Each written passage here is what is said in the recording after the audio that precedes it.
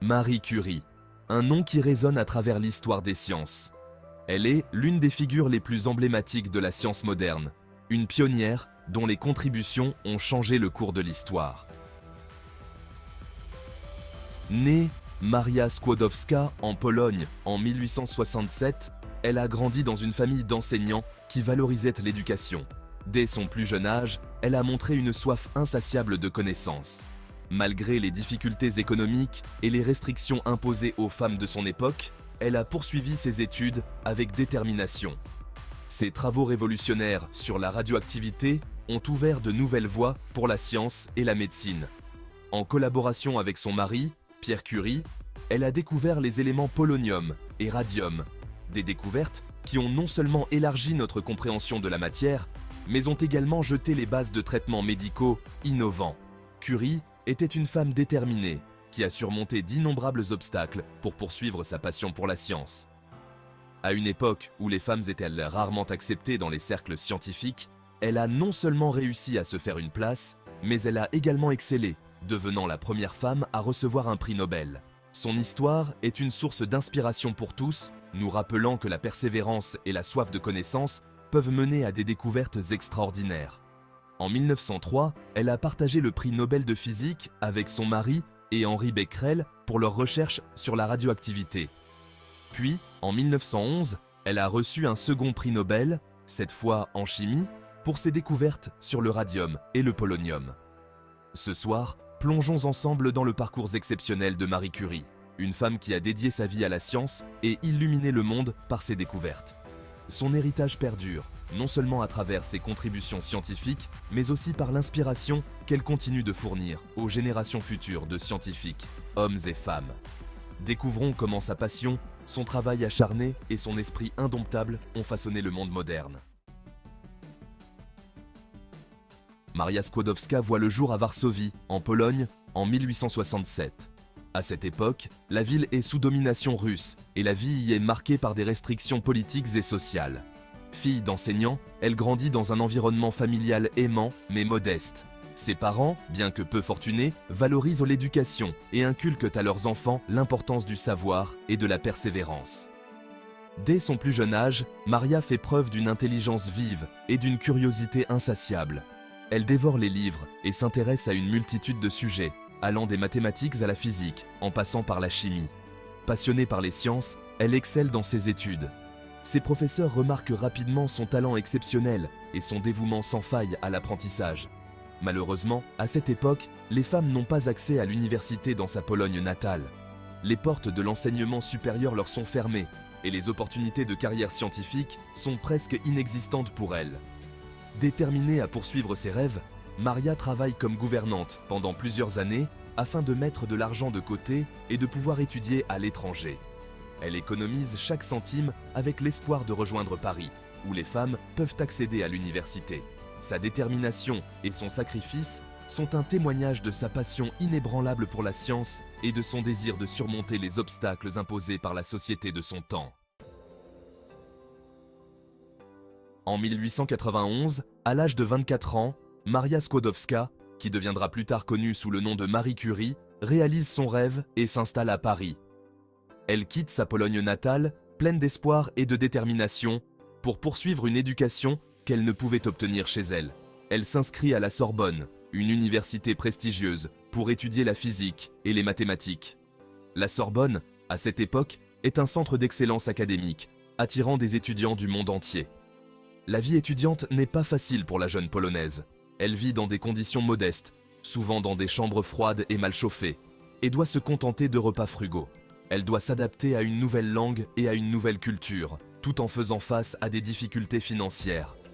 Apprendre le français est un défi supplémentaire, mais elle persévère, passant de longues heures à étudier et à s'intégrer dans son nouvel environnement.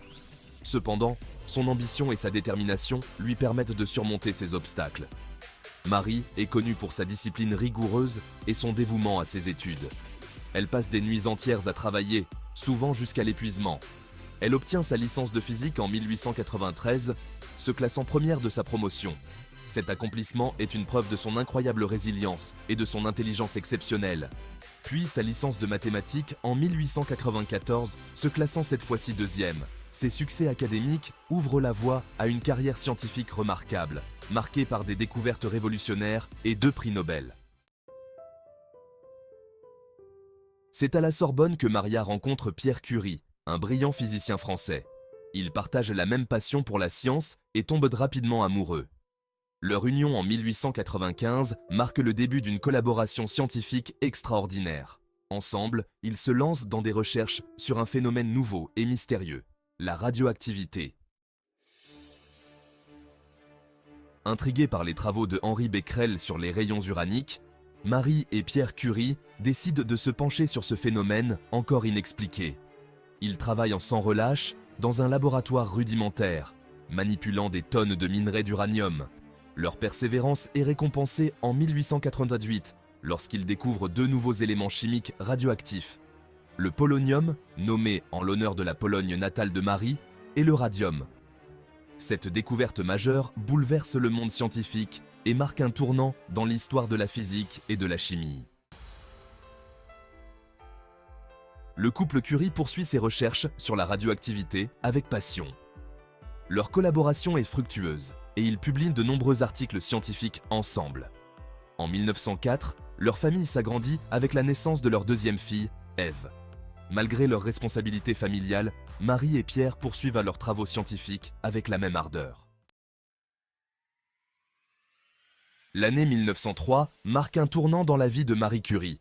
Elle devient la première femme à recevoir le prix Nobel de physique, aux côtés de son mari Pierre et d'Henri Becquerel, pour leurs travaux sur la radioactivité. Cette consécration internationale est malheureusement suivie d'un drame. En 1906, Pierre Curie meurt tragiquement dans un accident de la route. Marie est effondrée par la perte de son mari et collaborateur. Malgré son immense chagrin, Marie Curie refuse de se laisser abattre.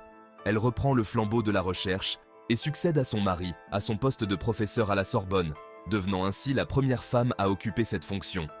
Elle continue ses travaux sur la radioactivité avec une détermination sans faille, se consacrant corps et âme à la science. Elle s'investit également dans l'éducation des jeunes scientifiques, transmettant son savoir et sa passion aux générations futures. En 1911, Marie Curie reçoit un second prix Nobel, cette fois en chimie, pour ses travaux sur le polonium et le radium. Elle devient ainsi la première personne et la seule femme à ce jour à recevoir 2 prix Nobel dans 2 disciplines scientifiques différentes. Cette distinction extraordinaire consacre Marie Curie comme une figure incontournable de la science mondiale. Elle est désormais reconnue pour son génie scientifique et son incroyable persévérance. Animée par la volonté de faire progresser la recherche médicale, Marie Curie consacre les dernières années de sa vie à développer les applications médicales de la radioactivité. Pendant la Première Guerre mondiale, elle met au point des unités mobiles de radiographie, surnommées les Petites Curies, qui permettent de soigner les soldats blessés sur le front. En 1914, elle participe à la création de l'Institut du Radium à Paris, un centre de recherche qui deviendra un haut lieu de la recherche médicale. Marie Curie s'éteint en 1934, des suites d'une leucémie, probablement causée par son exposition prolongée aux éléments radioactifs. Elle laisse derrière elle un héritage scientifique considérable et une leçon de vie inspirante. Son courage, sa détermination et sa passion pour la science continuent d'inspirer les femmes et les hommes du monde entier. Marie Curie reste un modèle pour les générations futures, nous rappelant que tout est possible avec de la persévérance et de la soif de connaissance.